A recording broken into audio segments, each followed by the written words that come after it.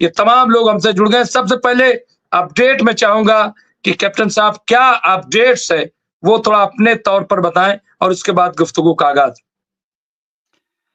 Doctor Rizvi, आज की 3 updates ये हैं। एक तो हमास के बीच में और इज़राइल के जो नुमाइंदे हैं उनके बीच में जो बात चल रही है मिस्र में और कतार में, उसमें एक डेवलपमेंट ये हो गई है कि अब तक इज़राइल बार-बार ये बोल रहा था कि जंगबंदी के बाद वो गज़ा से अपनी फौजों को आराम से निकालेगा, कम से कम 60 दिन वहां रहेगा।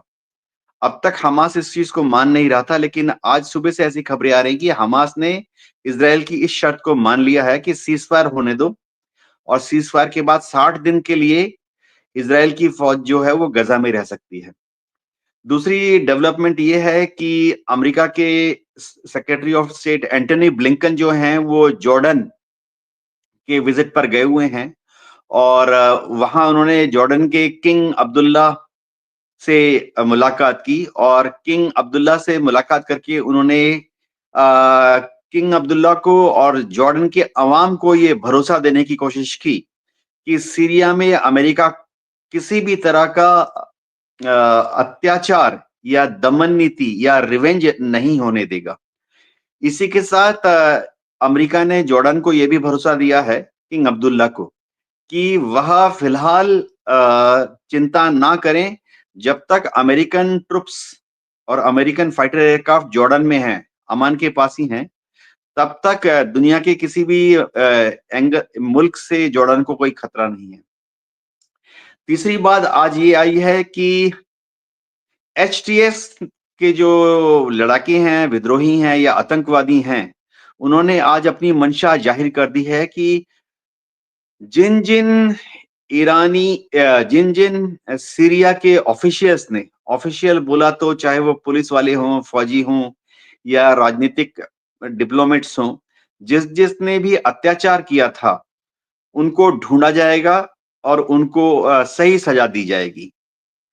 इसका जो दौर है पिछले परसों से चालू हो गया था, जहां खबरें आ रही थी कि पुलिस के लोगों को, फौज के लोगों को और जो बशर अल सरकार के जो डिप्लोमेट्स थे, राजनीतिज्ञ थे जो कि उनको सपोर्ट कर रहे थे, उनको बदले की कार्रवाई में टॉर्चर किया जा रहा है। शायद कुछ को गोली मार दी गई है, वीडियो सामने आए हैं।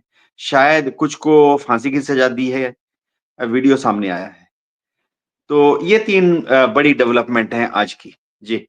500 स्ट्राइक हो गए। मैं फजील साहब रोकूंगा आपको, और चूंकि बहुत सारी अपडेट्स हैं और मैं कैप्टन साहब पास जाऊंगा।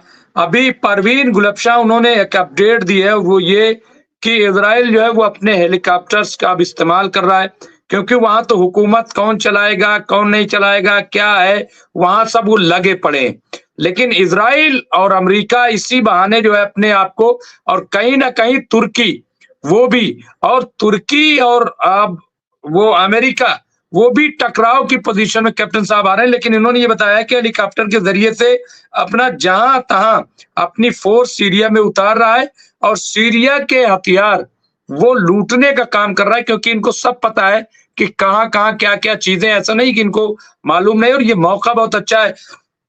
तो ये वाकई बड़ी अफरा तफरी का माहौल है। मैं और बहुत सारे अपडेट्स दूंगा, लेकिन इस वक्त कैप्टन साहब आपको क्या लग रहा है कि क्या क्या सीरिया में किसके साथ, क्योंकि आज जो है इजराइल ने भी एचटीएस से पेशकश कर दी है कि आप हमसे दोस्ती रखो, हमारे साथ दोस्ती रखो। हाँ, अब ये सवाल ये है कि एचटीएस किसके साथ जाएगा, तुर्की के साथ जाएगा, इजराइल के साथ जाएगा, या जो अरब ममालिक है उनके साथ जाएगा, जाएगा किसके साथ, और ये मतलब कहां स्टैंड करेगा। क्या आपको नहीं लग रहा है कि इस ग्रुप का एक मिसयूज वो किया गया, या बड़ी चालाकी से इजराइल को अपने हाथ में लेने के लिए एक बड़ा मतलब इस्तेमाल, क्योंकि कहीं इनका फ्यूचर दिखाई नहीं दे रहा है, मुझे कोई चीज नजर नहीं आ रहा है, शक्ल सूरत। और जब तक फजील साहब ने बड़ी अच्छी बात कही कि हर कोई लूटने पे लगा हुआ है, मतलब उधर आप देखिए कि तुर्की जो है वो सोच रहा है कि कैसे जल्दी जल्दी जो है हम अपना बफर जोन बनाए और अपनी चीजों को ज्यादा से ज्यादा समेट लें। उधर इजराइल जो है वो पूरे में लगा हुआ है कि साहब इनको डिस्ट्रॉय करो और बिल्कुल खंडहर टाइप में रखो इनको, और फिर धीरे धीरे हम उस पर कब्जा करें। यानी 40 किलोमीटर दूर है, ये कोई बहुत फासला नहीं है। 40 किलोमीटर इजराइल के लिए क्या है बताइए आप।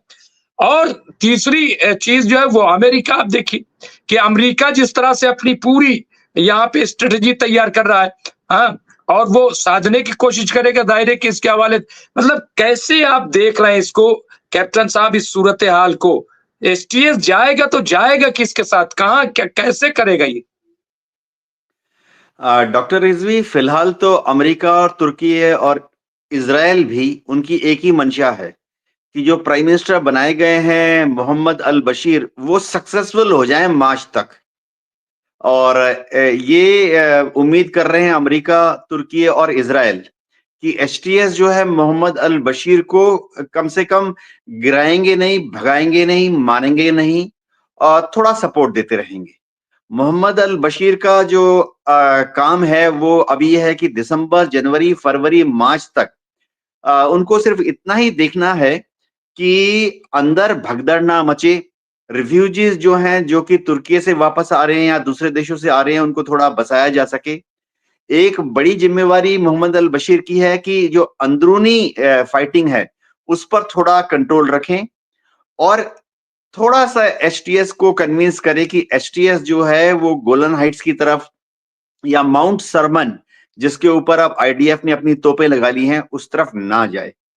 तो मोहम्मद अल बशीर अभी अगर एसटीएस के जो लड़ाके बोले या आतंकवादी बोले, टेररिस्ट हैं, अगर उनको थोड़ा सा काबू में रखते हैं कि वो इजराइल की तरफ ना कूच करें, तो वो सक्सेस माना जाएगा और अमेरिका, तुर्की उन्हीं को प्रधानमंत्री कुछ और समय के लिए बनाए रखेंगे। बात यह है कि एसटीएस की क्या अभी वहां पर पकड़ है। जमीन पर जो एसटीएस है उसकी पकड़ जो है नॉर्थ साउथ कॉरिडोर में तो बहुत ही अच्छी है। अगर आप उत्तर में तुर्की बॉर्डर से शुरू करें तो एलेपो उनके हाथ में है, इदलिब तो पहले से ही उनके हाथ में था, हमा, होम्स और दमस्कस उनके हाथ में है। उनका जो एक कॉन्वॉय है वो अब पूरब में पहुंच चुका है और कुर्द लड़ाकों से लड़ रहा है। जो कुर्द लड़ाके वहां पर लड़ रहे थे, जो कि थोड़ा सा तुर्की के खिलाफ लड़ रहे थे। देखिए, कुर्दिस्तान में करीबन 7 लड़ाके अलग अलग ग्रुप लड़ रहे हैं। उनमें से एक जो है पीके के, जो कि सबसे ज्यादा प्रोमिनेंट था, उसके जो एक छोटा सा हिस्सा है सीरियन नेशनल आर्मी, कुर्द लड़ाकों का ही एक हिस्सा पीके के, और पीके का एक छोटा सा यूनिट है जिसका नाम है सीरियन नेशनल आर्मी। वो लड़ रही थी तुर्की से एक जमीन को आजाद कराने के लिए या छीनने के लिए। तो अभी एचटीएस को तुर्की ने ये हुक्म दिया है कि सबसे पहले कुर्दिस्तान पहुंचो और ये सीरियन नेशनल आर्मी और पीके के लड़ाके जो कि तुर्की की तरफ कभी कभी हमला करते हैं, इनको काबू में लाओ, इनको नष्ट कर दो। तो अगर जोलानी इसमें कामयाब हो जाते हैं तो तुर्की उनको मदद देता रहेगा, क्योंकि तुर्की का सबसे बड़ा जो टारगेट अभी है वो है कि एनातोलिया का जो पूर्वी भाग है उसको कुर्दिस्तान के हमलों से बचाना। कुर्दिस्तान उसको छीनने की कोशिश कर रहा है। ईरान से कुछ खबरें ऐसी आ रही हैं कि ईरान भी शायद कुछ देर से सही, लेकिन ईरान ने भी कुर्दिस्तान में जो अपने सपोर्ट ग्रुप हैं उनको इक्विप करना शुरू कर दिया है। कल भी ऐसी खबर आई थी, आज भी ऐसी खबर आई है कि ईरान ने कुर्दिस्तान में जो उनका ग्रुप है उसको हथियार सप्लाई कर दिए हैं, और सप्लाई करके ये बोला है कि वो फिलहाल जो अमेरिकन छावनियां हैं या अमेरिकन पोस्ट हैं सीरिया के अंदर, उसके ऊपर हमला करना शुरू करें। तो मामला डेवलप हो रहा है आस्ते आस्ते। मेरे ख्याल से लड़ाई दमिश्क के आसपास ठंडी पड़ जाएगी अगले 2-3 दिन में, और अगले परसों से बहुत कॉम्प्लिकेटेड लड़ाई शुरू हो जाएगी 7-8 कुर्दिस्तान के लड़ाकों के ग्रुप में आपस में। आपस में ही लड़ाई शुरू हो जाएगी, क्योंकि वो सब अलग अलग देशों से सपोर्टेड है। कोई कुर्दिस्तान का ग्रुप वो ईरान से राशन पानी हथियार लेता है, कोई कुर्दिस्तान का ग्रुप है जो कि तुर्की से मदद लेता है, कर्द लड़ाके ऐसे भी हैं जो कि इराक से मदद ले रहे हैं। अब तुर्की, अमेरिका, जो कर्द लड़ाके अमेरिका से हेल्प लेकर ईरान पर हैं, उनको तो हेल्प कर रहा है, लेकिन अमेरिका जो कर्द लड़ाके इराक की तरफ हमला कर रहे हैं, उनके ऊपर बमबारी कर रहा है। तो कल परसों तक कुर्दिस्तान की जो लड़ाई है उसमें और ज्यादा थोड़ी ट्रांसपेरेंसी, स्पष्टता आ जाएगी, समझ आ जाएगी कि कौन किससे मदद लेकर किसके खिलाफ लड़ रहा है, कौन किसके साथ है, कौन किसके साथ नहीं है। 7 कर्द लड़ाके ग्रुप आपस में लड़ेंगे, लड़ रहे हैं, पिछले 8-10 साल से लड़ रहे हैं। परसों से उनके जो नए नए खेमे हैं उनके बारे में फिर से redistribution, reassignment, loyalties, change of loyalties हो जाएगी, क्लियरली पता लग जाएगी। जी।